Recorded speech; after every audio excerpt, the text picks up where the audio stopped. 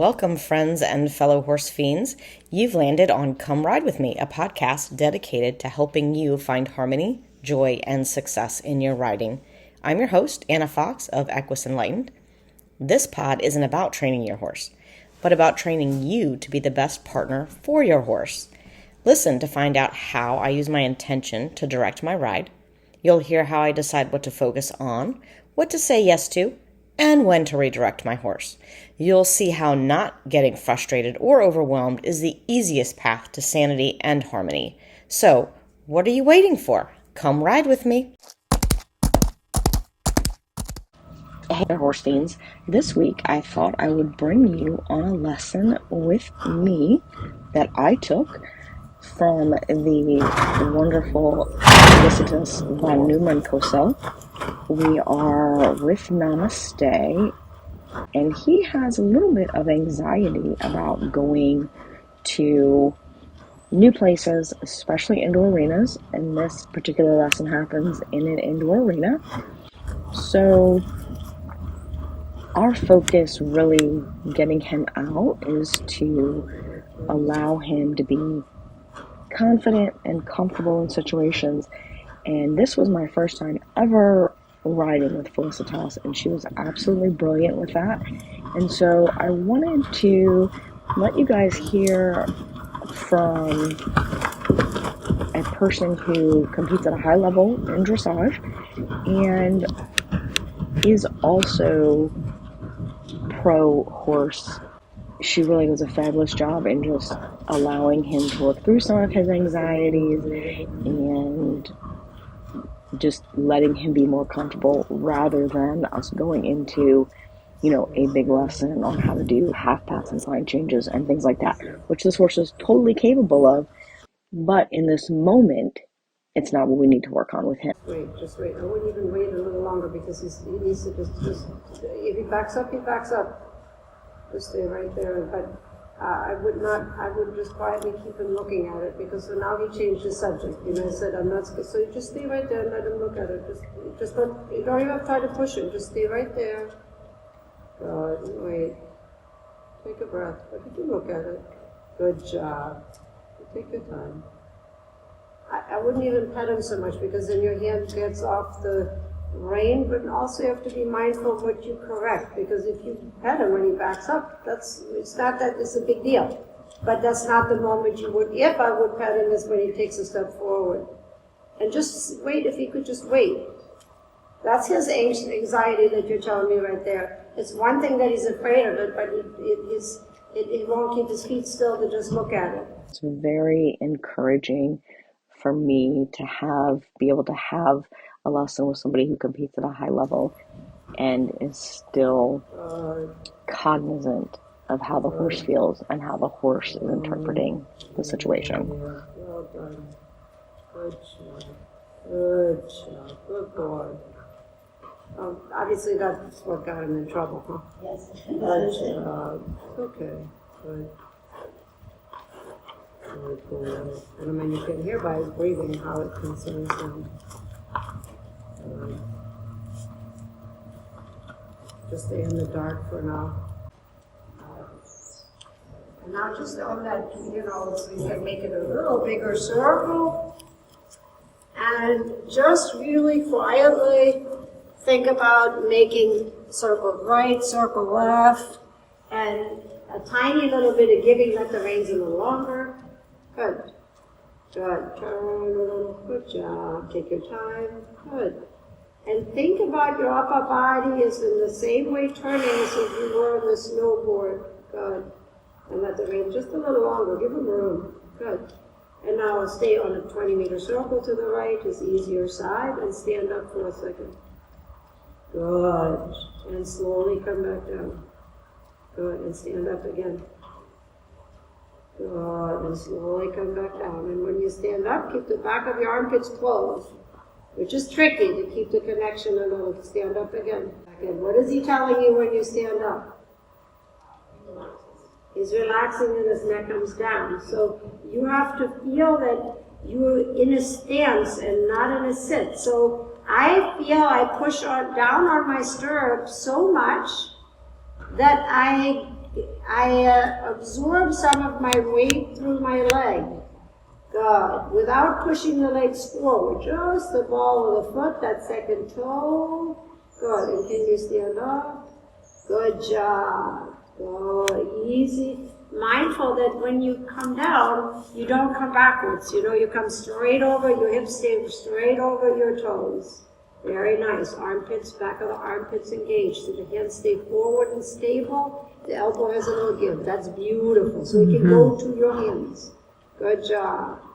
The legs are under you and long. You feel like you could stand up anytime. Could you stand up? There you go. Good. Ah, that's getting better. Until you float over him. Good job. I mean, I sit as light as I can. But it's just because I'm over my feet that I sit light. Very good. Stabilize the back of the armpits closed. That gets your elbows by your side and the hands more stable. The fingers feel. But the hands stay stable. Very good. And now whenever you're ready, you go into rising trot and you think in your mind that every stride you go to where the next stride's going to be. Good. Hands stay forward. Good. All right. When you feel on the down, feel where your toes are. You can't feel like you're landing way behind your toes. Back of the armpits closed. Nice, Anna. Good job. And now can you stand 3 times? Good job. And back to rising. So when you stand, can you absorb the shock? Feel like you're pushing forward out of your arms. Very good. And right back to rising. There you go. Good job. And stand again. Up, up, up. And back to rising. Good. Yeah, beautiful. And so when I'm standing, my standing in the joints is the quality like I'm on a trampoline and you're on a snowboard on a bumpy slope. So everything working. Hands stay forward. And stand, stand, stand again. 3 times. Up, up, up. And back to rising. Great. Great. You're too slow when you come back down. So you have to really feel how much those joints have to work. Good job. Well, your core has stability. Back of the armpits closed will get your elbows in control. Good job. And your reins could probably be a tiny little bit shorter because you're getting your hands more and more forward, which is great. Your ribs are more forward. Your ribs have to be over your second toes. Your feet have to be over your second toe. Good job. There you go. The legs come down.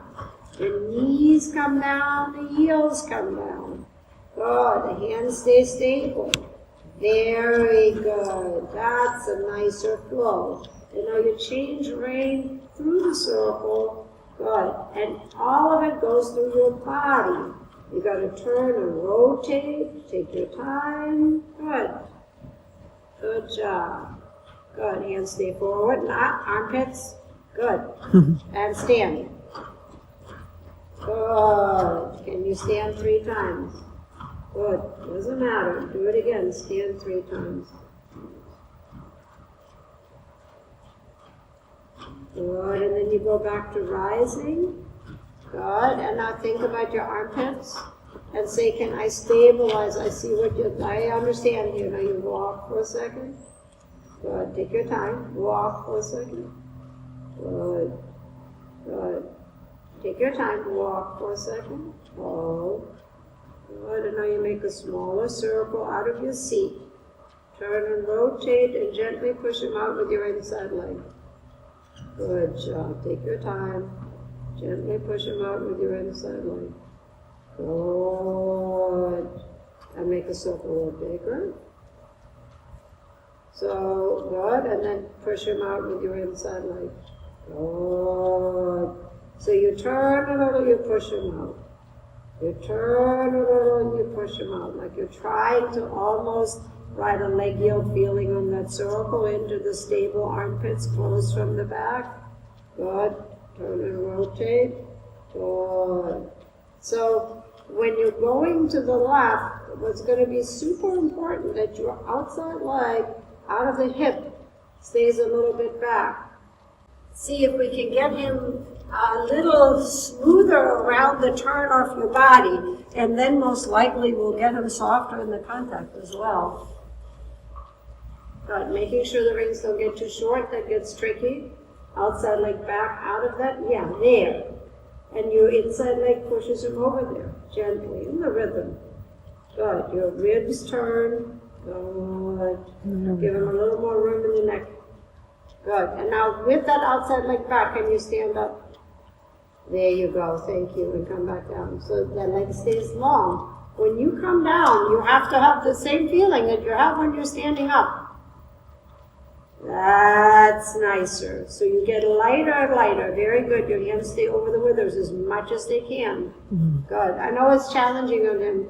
And, the closing the back of the armpit helps you to stabilize that upper arm. And to me, it feels like that there is a neurological connection between the back of my armpit and the bottom of my hand, meaning the ring finger and the little finger, because that's where I have to feel the horse.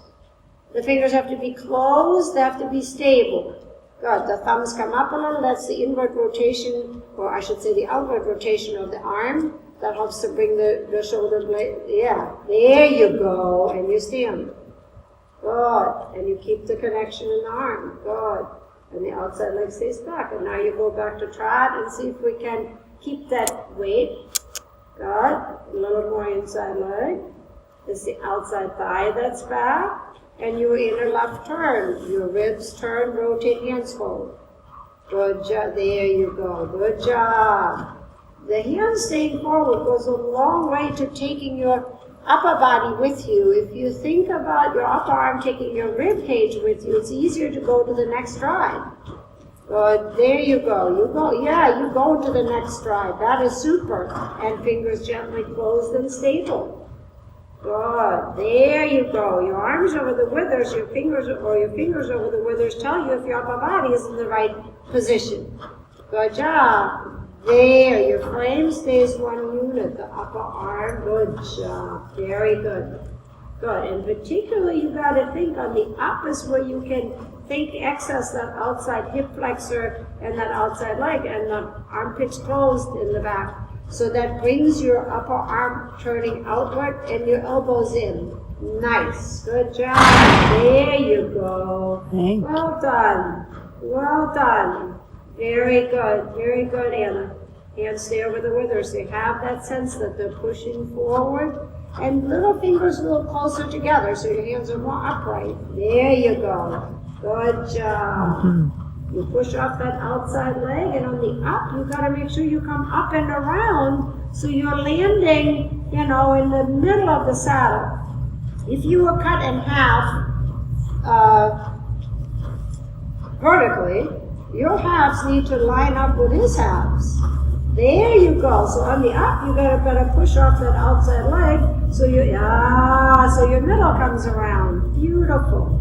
And now you get a little bouncier because he's slowing down. Lighten your hands and see, can you rise a little higher? Can you land lighter? I play with the frequency of my rising. Push off your feet, come. There's your trampoline. Yeah, open the hips and take your body forward. So I'm taking a longer stride. Yeah, beautiful. A floating longer stride. And come, turn, rotate, energy with your hips to the stable, hands, armpits. Good job. And then you change direction. Very good, Anna. And come. Good. Glad that I don't hear the bell boots anymore. Oh, good job. Okay. Good. Scary ground. Oh, I don't understand. I thought horses like that. Good. Little fingers together. Second toe. Outside hip open and coming around on the up. Good job. Good. And stand 3 times again. Good job. Good. Good. And now whenever you're ready, transition to canter. Good job. Legs stay long. Really good, Anna. Back of the armpits closed, legs long. Rotate. Outside leg back, taking out of the head. Beautiful. And you feel like you can bounce him up. Can you stand? Your hands in position. Can you stand? Good. And then knees back in. So when I stand, I balance him actually. I bring him up and back a little. Good. And then I sit in and I allow the canter. So he's in front of you. Allow. Good. Stand up and balance. Good. So he doesn't pull down and then sit and allow. think of balance the canter. Get little fingers together, armpits, easy. Good job. You're balancing the stride up, in front of your inside seat bone. Good job. Good job. A little bit the image, like he would jump little cavaleris with his front feet on the up. Or maybe feeling that his withers cannot get lower than his croup on the down. Like down, down, down, he cannot go lower than his croup. And like your hand, allow the stride to be big enough. Very nice. And you come back to trot. Very good. Balance. Don't get left behind. Stand. Good. And then back to rising. Good. And back to rising. Good. Try to rotate. Can you stand 3 times? Fingers together. The horse is between your little fingers and between your toes. There you go, and balance again, and stand. Good, and then you come up, make sure your hands stay over the withers. That tells you if your upper body is forward enough. But if your upper body comes back, your hands come back. That's the gist of it. Nice. Outside leg back, out of the knee takes the stirrup leather back. Good rotation, really good. And then you canter quietly. Nice. Good job. Good job. Nice. Beautifully done. Good job. You think about balancing it upward, but not leaning back. That's the hard part, you know? Good. You can engage your glutes a little so your seat bones are forward, but your upper body can't lever against them. Stand. Good. And ease back in. Good job. Your upper body stays right over your toes. Good job. There you go. And you lighten your hands. Good. So I'm really careful that the horse is not heavy on the down. Yeah, that is nice, because that's when they bury themselves. Good job. Well done. Well done. And then you trot again and be able to stand when you trot. So you'll be perfect after rising. Well done. Reins a tiny little bit shorter. All a balancing game. And then you canter again. Lightest aids, rotation. Easy. Good job. Yeah. Good job. Well done. Making sure your hands don't come back on the down. That's when the withers gets lower than the croup. You're riding it up. Good. The inside seat bone goes towards the inside shoulder. The outside seat bone goes towards his inside shoulder. Very nice. It's okay. Well done. Doesn't matter. And then you trot and balance. Upper body does not get left behind. Super. Good job. Good job. Rising, because you can. Good, and then you change direction. Good. Particularly when he starts to pull down, you know, I stand and bring him back. You can actually bring him back when you stand, like what we did in the canter. You could stand and come to walk. Stand and walk. Good. And sit in and trot. Lightest aids. Easy. Good job. It takes away that anxiousness. You're just saying, when I'm standing, you don't run away from me. Good. Keep your ribs right. Yeah. Beautiful. One more time. Stand to walk. As he comes back, you lower yourself and rise. Good job. And rise. About the sitting trot, you can also play, can you sit 2 times or 3 times? Sit, sit, sit, back to rising. Sit, sit, sit, back to rising. And then stand, stand, stand, back to rising. Good job. Good. And then sit, sit, sit, and back to rising. It's going to drive you crazy, but when you own that, then you have your balance. Good job. And then sit 3 times and stand 3 times. He's not going to run anymore if you have your balance. There. Stand.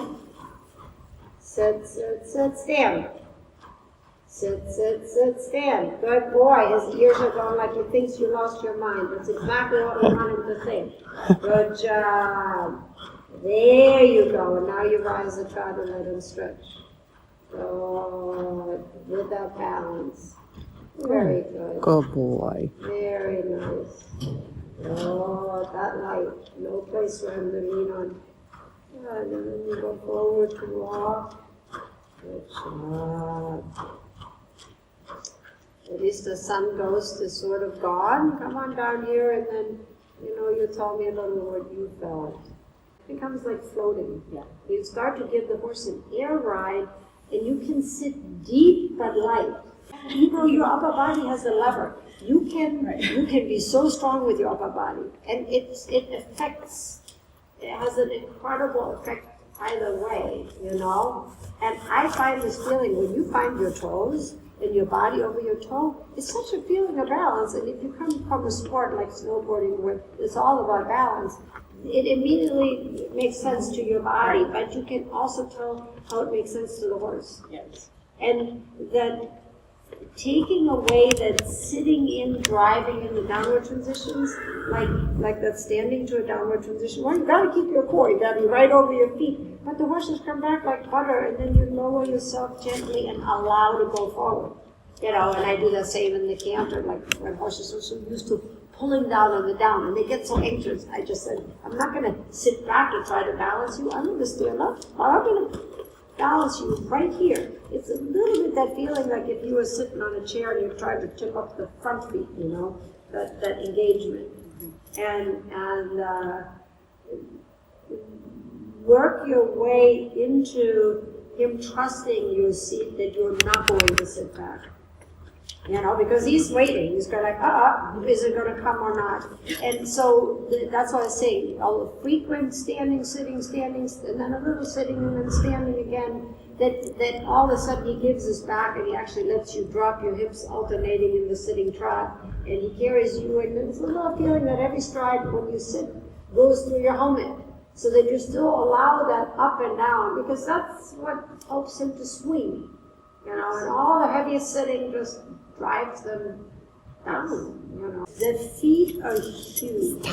The feet are huge, and you know, it's also for when I have people that are insecure on the horse. When they find their balance and they feel their stirrups and they feel the solidness instead of, you know, when you grip with the knee, then the stirrup goes all over. When they really feel that up and down of the stirrup, it's like you're on the ground. That's like, it gives so much confidence. And I always say, I have this picture of a horse, he's very exuberant in his flying changes. He literally is like almost rearing up, and he's so high up off the ground, and I'm smack over my stirrup. And then I have another horse who put his buck with his rear end up, and I'm still smack over there. I'm like, this is why I feel secure. I mean, not that I can't be bucked off, but that in general, the horse goes underneath of me, and I'm maintaining that alignment and really embracing that rotation and turning, because some of our conflict arises sometimes if we don't turn enough through the body, and then we're trying to do it with the hand, and now it's a conflicting message. Okay guys, I hope you enjoyed that. If you are going to watch the video, I am sorry that the lighting was difficult for Pivo to keep up. So the cuts that you saw were just when Pivo lost us and we had to refocus the camera. I love the way that Felicitas talks about rider balance and how that's the key. She makes a lot of references to snowboarding for me because she asked me ahead of time what other sports I did. And I do snowboard. I'm not that great at it. And maybe I know actually from snowboarding that using that rotation in my body is difficult. I tend to get sort of an opposite rotation going sometimes when I'm snowboarding. And so I'm actually interested to see if I can get out on the mountain this winter, if I can start to feel that correlation more. But I think that it's really important when I'm teaching, I try to make those same analogies for people so that they can really get it with something else that they do in their lives. I will talk to you guys next week. Maybe we will do a discussion about balance, since this lesson was heavily focused on that. Thanks for listening. My goal is to demonstrate to riders that we don't have to do something every second of a ride. We don't have to do things a certain way or at a certain time. Just staying present with your horse and gathering non-judgmental information about how they are going is way more beneficial than overthinking and overworking. If you'd like to learn more about what I do at Equus Enlightened, you can find me at equisenlightened.net or on patreon.com/equisenlightened. You can also find me on social media as Equus Enlightened. I will put all the links in the show notes. And until next time, happy writing. Oh, before you go, please remember to rate, review, and share this pod so others can find it. I would love constructive criticism, but like my mom used to say, if you don't have anything really nice to say, there's no need to say it. Just ride on, my friends. Have a great week.